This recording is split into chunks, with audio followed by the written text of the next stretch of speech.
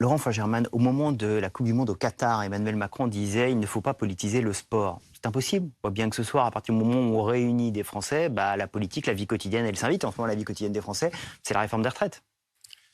C'est impossible. En même temps, on verra ce soir, parce que si justement les supporters, parce que c'est eux qui seront aux premières loges, ceux qui feront l'événement, dans quel sens c'est pas encore acquis. Est-ce qu'ils vont d'abord prioriser, parce qu'ils peuvent très bien faire les deux. Finalement, l'intersyndicale leur demande pas de siffler, d'interrompre le match.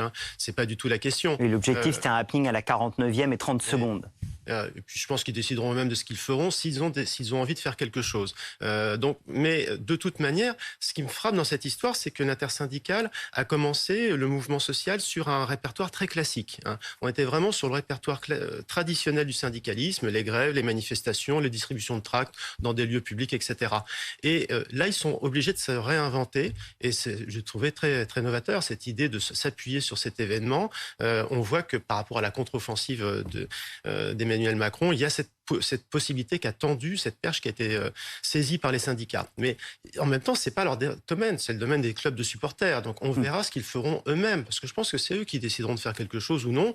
Il est évident, je suis d'accord avec vous, que les supporters, dans l'immense majorité, sont mécontents du président, comme la plupart des Français, d'autant plus que c'est plus un public d'actifs. Après, il y a le public des loges. Moi, je serais intéressé de voir si le public des loges, avec des billets beaucoup plus chers, réagira de la même façon que le public plus près du terrain. Bon, il y a tout ça qui sera scruté. Mais sur l'essentiel, vous avez quand même un président qui est en difficulté, qui s'est présenté comme un Napoléon, parce que l'image des 100 jours, c'est Napoléon. Est-ce que ce sera son Waterloo ce soir? On verra. Je pense de toute façon que toute cette communication pour j'y vais pas, effectivement, est un peu gênante pour lui.